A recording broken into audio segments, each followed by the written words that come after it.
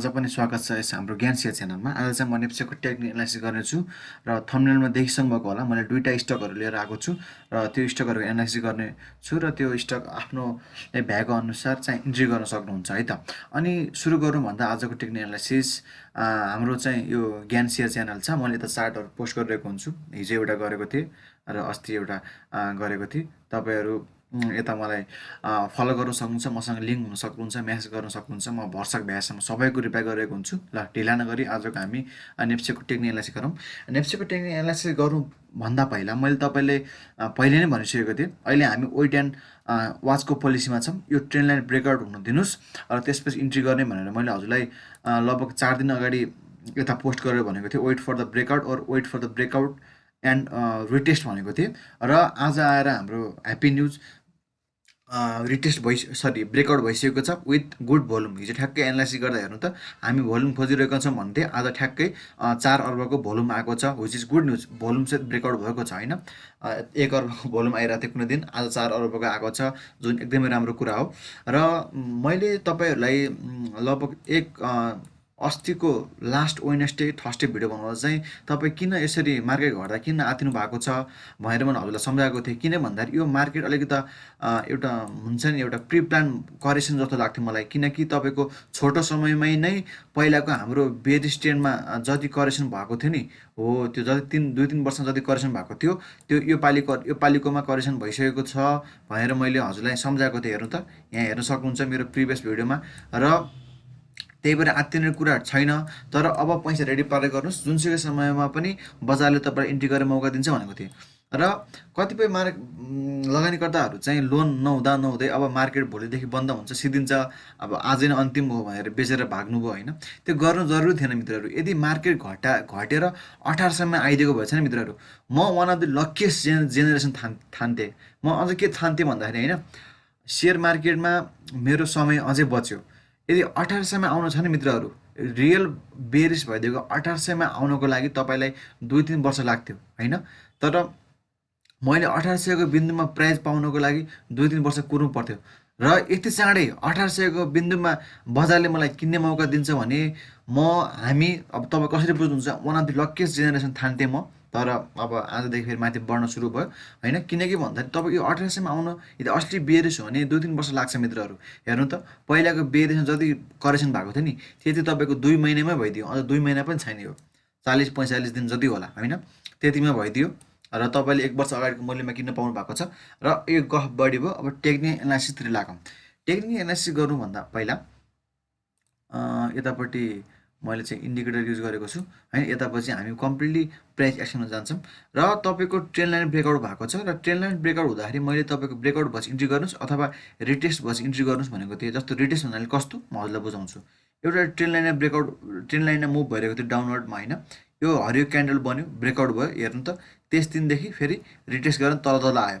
यहाँ पनि तपाईँको ब्रेकआउट भयो, रिटेस्ट गर्न आयो, तर कम्प्लिटली तपाईँको पहिलाको ट्रेन लाइनले छुएन। जे भए पनि ब्रेकआउट भएपछि केही करेक्सन आयो। र यहाँ पनि त्यही भयो, तपाईँको यताबाट ब्रेकआउट भयो हो, त्यसपछि यहाँ करेक्सन आयो, त्यसपछि फेरि रिटेस्ट भएर बााउन्स ब्याक भएर माथि गयो।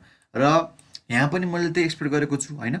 अब तपाईँ के छ, अब ट्रेन लाइनलाई तपाईँले ब्रेकआउट त भयो, रिटेस्ट गर्न ट्रेन लाइनमा आउँछ कि अथवा पहिलाको यो हाम्रो लाइन तानेको छ एउटा यो रेजिस्टेन्स पनि ब्रेकआउट भइसकेको छ। भोलि कता अलिकति मलाई नेप्सेमा रेड क्यान्डल फर्म हुन्छ जस्तो लाग्छ। तर फेरि रेड क्यान्डल फर्म भयो भने त्यो डराउने होइन, बढ्ने भनेको नि अलिकति घट्दै अलिकति बढ्दै त हो नि। यहाँ पनि त्यसरी त बढेको होइन। तर किन भन्दाखेरि हेर्नुहोस् है, त्यो आधार भनेको एउटा ट्रेन लाइन ब्रेकआउट भइसकेको छ होइन। त्यसपछि अर्को पालि रेजिस्टेन्स छ, यो हरिजेन्टल रेजिस्टेन्स छ नि। अर्को मुभिङ एभरेज 200 दिनको मुभिङ एभरेजको रेजिस्टेन्सको नजिक छ।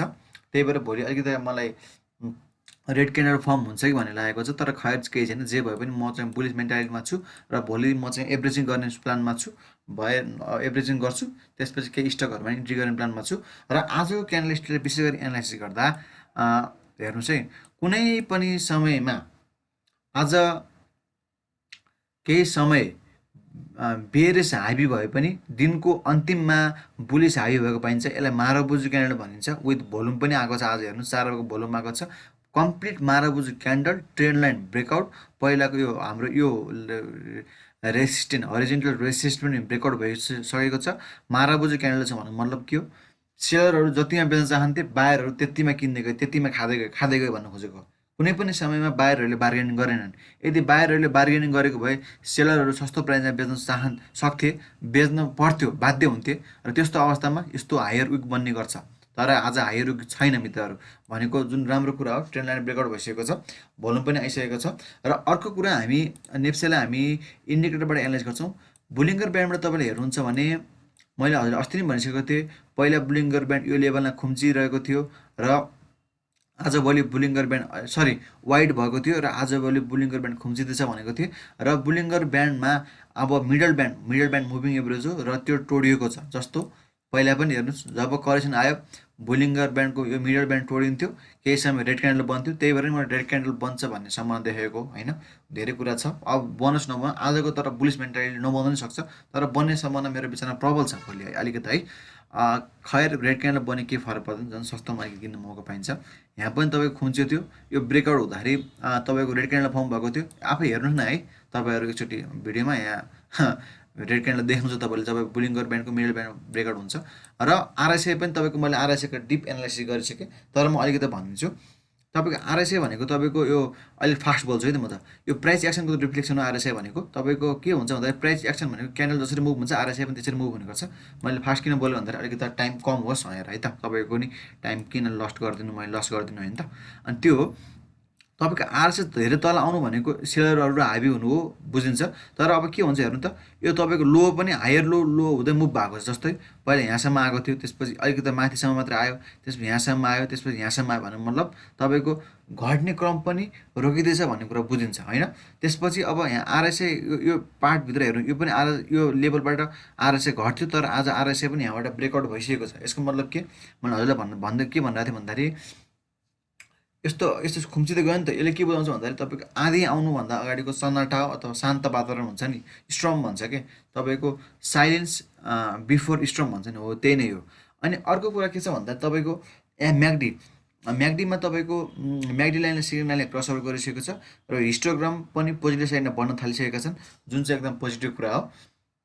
र आज हामी आजको हाम्रो स्टकमा जाउँ, त्यही भएर नेप्सेको टेक्निकल यति नै। अब आजको हाम्रो स्टकमा मुभ हुँदाखेरि चाहिँ मैले तपाईँलाई एउटा महालक्ष्मी विकास ब्याङ्क लिएर आएको छु। महालक्ष्मी विकास ब्याङ्क अलिकति आज तपाईँले हेर्नुभयो भने म तपाईँलाई देखाउँदिनँ। तपाईँ टर्नओभर टप ट्रान्ज्याक्सनमा हेर्नुभयो भने महालक्ष्मी विकास ब्याङ्क टप लिस्टमा छ। अनि एउटा बाइङ हामी ट्रेडरहरूलाई हेर्दा पनि बाइङ जोनमा छ, किनकि तपाईँको एउटा यो ट्रेन्ड लाइनमा मुभ भइरहेको थियो यो विकास ब्याङ्क, महालक्ष्मी विकास ब्याङ्क होइन। अनि ट्रेन्ड लाइन ब्रेकआउट भएर रिटेस्ट गर्न आयो। रिटेस्ट गर्न आउँदा तपाईँको यत्रो ठुलो पुच्छर बन्नु मतलब के भन्दाखेरि यहाँ तपाईँको एग्रेसिभ बायरहरू छन्, कतै महालक्ष्मी विकास ब्याङ्कमा केही राम्रो निस्पा आउँदैछ कि भन्ने मलाई लाग्छ होइन। तपाईँको किन भन्दाखेरि तपाईँको एउटा ट्रेन्ड लाइन, अरू पनि विकास ब्याङ्क आफ्नै ट्रेन्ड लाइनमा मुभ हुँदैछन्, तर आज भर्खरै आजको मार्केटले गर्दा बल्ल अलिकति सलबलाउन थालेका छन्, मुभ हुन थालेका छन्। तर महालक्ष्मी विकास ब्याङ्क तपाईँको अस्ति नै ट्रेन्ड लाइन ब्रेकआउट भएर यसरी रिटेस्ट गर्न आएको छ। हो मैले पनि हाम्रो नेप्समा पनि यही हुन्छ कि यो भयो भने अझै राम्रो हुन्छ मित्र, इन्ट्री त ढुक्क भएर गर्दा हुन्छ, त्यो सोचिरहेको छु। अब होला नहोला आफ्नो ठाउँमा छ। महालक्ष्मी विकास ब्याङ्कमा तपाईँको top turnover, top volume, top ट्रान्ज्याक्सनमा आएको छ होइन। त्यसपछि ट्रेन्ड लाइन ब्रेकआउट भएर नि रिटेस्ट गर्न आएको छ। रिटेस्ट गर्दा नि तपाईँको लोवर विक रिजेक्सन छ। यसको मतलब के हो मित्रहरू, के बुझ्नुपर्छ भन्दाखेरि तपाईँले यहाँ धेरै बाहिरहरू छन् भन्ने कुरा बुझ्नुपर्छ। र तपाईँको आजको 25 तारिकको क्यान्डलस्टिक हेर्नुहुन्छ भने मित्रहरू, तपाईँको यदि चाहेको यो यहाँ मुनिबाट ओपनिङ हुन सक्थ्यो होला नि त, 555बाट ओपनिङ हुन सक्थ्यो होला, तर ओपनिङ कहाँबाट भइदियो, सिधै 595बाट ओपनिङ भयो र क्लोज पनि तपाईँको माथि नै भएको छ। र केही समय प्राइस तल आए पनि बाहिरबाट हाबी भएर प्राइसलाई फेरि माथि नै क्लोज गरेका छन् होइन। अब यसको टार्गेट कहाँ राख्ने भन्दा यो अलिकति पोल एन्ड फ्ल्याग प्याटर्न भन्छ, बजार यताबाट बढ्न सुरु गरेको थियो। र टार्गेट तपाईँ कति राख्नु भन्दाखेरि 800 टार्गेट राख्न सक्नुपर्छ होइन। नभए पहिलाको यो हाइएस्ट भनेको तपाईँको 770 लेभल भनौँ, यो टार्गेट राख्नु होला, किनकि यो पर्फेक्ट बाइङ जोनमा छ आजको सबै कुरा हेर्दा। अब तपाईँले यसलाई बुलिङ्गर ब्यान्डबाट हेर्नुहुन्छ भने पनि बुलिङ्गरको यो तपाईँको के छ भन्दाखेरि मिडल ब्यान्डलाई ब्रेकआउट गरेर मार्केट महालक्ष्मी विकास ब्याङ्क अप भएर फेरि तपाईँको मिडल ब्यान्डलाई एउटा सपोर्टमा आएर बसिरहेको छ, जुन भनेको एकदम पर्फेक्ट बाइङ अप्सन हो है त। त्यही भएर अब अहिले चाहिँ स्टेबलस कुरा गर्नुहुन्छ भने स्टेबलसको कुरा नगर्नुहोस् अहिले त, किनकि अब मार्केट बुलिस मोमेन्टममै छ होइन। अब स्टेबलस राख्नुहुन्छ भने पनि तपाईँ यो लेभलसम्म हेर्नु न, 500 अहिले त धेरै भयो स्टेबलस। तपाईँ यो पोइन्टबाट हेर्नु ल, स्टप लस भने तपाईँको 546बाट यो लेभलमा यो म जुन तानेको छु नि यो लेभलमा स्टप लस राख्नु। योभन्दा मुनि गयो भने सेल गरेर हिँड्नुहोस्। अब तपाईँ इन्भेस्टर हो भने त केही फरक पर्दैन। भर्सक यो लेभलभन्दा मुनि झर्ने सम्भावना एकदमै न्यून छ, किनकि लोवर विक रिजेक्सन छ, नेप्से अपट्रेन्डमा जाँदैछ। महालक्ष्मी विकास पनि एउटा राम्रो विकास ब्याङ्क हो है त, यो कुरा भयो। अनि त्यसपछि अर्को युएमएचएल भन्ने हाइड्रो पावरमा तपाईँले हेर्नुभयो भने टप भोल्युममा टप ट्रान्ज्याक्सनको लिस्टमा परेको छ यो हाइड्रो पावर पनि। अनि तपाईँको यो ट्रेन लाइन च्यानल पनि ब्रेकआउट भइसक्यो र ब्रेकआउट हुँदा तपाईँ के छ भन्दाखेरि तपाईँको लोवर रिजेक्सन छ, लोवर रिजेक्सन छ। यसको मतलब के भन्दाखेरि तपाईँको बायरहरू एकदम हाबी भइरहेको छन्, अलिकति घट्ने बित्तिकै एग्रेसिभ बायरहरू आइरहेको छन् भन्ने कुरा बुझिन्छ। तर भोलि अलिकति प्रफिट बुक हुनसक्छ, किनकि पहिलाको एउटा ट्रेन लाइनलाई यो रेजिस्टेन्सलाई पनि ब्रेकआउट गरेको छ। भोलि प्रफिट बुक हुनसक्छ। यहाँ किन्ने मान्छेले त यहाँ पक्कै पनि प्रफिट बुक गर्छ होला। हेरौँ न, यहाँ 350 किन्ने मान्छेले यति धेरै लगभग 100 रुपियाँको प्रफिट भइसकेपछि त पक्कै पनि प्रफिट बुक गर्छन् होला होइन। नभए तपाईँ के हुनसक्छ, अर्को ट्रेन लाइनको ब्रेकआउट भइसकेपछि यहाँ अलिकति रिटेस्ट गर्न आउनुपर्ने हो। रिटेस्ट गर्न आएको बेला झन् अझै सुनमा सुगन्ध हुन्थ्यो, अझै ढुक्क भएर इन्ट्री गर्न सकिन्थ्यो। तर खैर केही छैन। यो युनाइटेड मोडी हाइड्रो पावर अलिकति मलाई केही छ जस्तो लागिरहेको छ होइन, त्यही भएर निरन्तर यो बढिरहेको छ। अनि आज हेर्नु त यो भोल्युम पनि लगातार आइरहेको छ, भोल्युम पनि सपोर्ट गरिरहेको छ। मैले तपाईँलाई पहिलेदेखि भन्दैछु भोल्युम भनेको फ्युल हो होइन। भोल्युम आउँदै गयो भने जुन राम्रो कुरा हो। हेर्नु भोल्युम पनि बढ्दै गएको छ। तपाईँ र आरएसआई पनि तपाईँको लगभग 50को आसपासमा मुभ भएको छ। 50को आसपासमा भन्नुको मतलब के, एउटा बुलिस मोमेन्टम समात्न खोज्दैछ भन्ने कुरा बुझिन्छ। अनि प्लस अर्को कुरा के छ भन्दाखेरि आज म्याक्डी लाइनले सिग्नल लाइनले क्रसओभर गरेको छ ठ्याक्कै हेर्नु त। अनि हिस्टोग्राममा पोजिटिभ साइडमा हिस्टोग्राम बनिसकेको छ। अनि है त यो कुरा यो भयो। बोलिङ्गर ब्यान्डबाट हामी हेर्छौँ भने तपाईँको मिडल ब्यान्डलाई तोड्न खोजिरहेको छ होइन, खोज्दैछ। अब यो बोलिङ्गर ब्यान्ड माथि क्यान्डल बन्यो भने अझ पनि यो इन्ट्री पोइन्ट हुनसक्छ। अब यदि हामीले स्मलर टाइम फ्रेममा हेर्ने हो भने नि यो युएमएचएललाई जस्तै मानिलिउँ अब 30 मिनटमा हेरौँ। हामीले 30 मिनटमा हेऱ्यौँ भने के पाइन्छ भन्दाखेरि तपाईँको यो 200 मुभिङ एभरेजको लेभल नजिक पुगेको छ। जब यो 200 मुभिङ एभरेज लेभल नजिक पुग्यो भने चाहिँ हेरौँ प्रफिट बुक हुन्छ, किनकि तपाईँको एउटा मेन्टालिटी हुन्छ सबै ट्रेडरहरूको होइन। अब भोलि यो 200 दिनको भोलि रेड क्यान्डल बन्ने सम्भावना पनि छ, यसमा प्रबल छ होइन।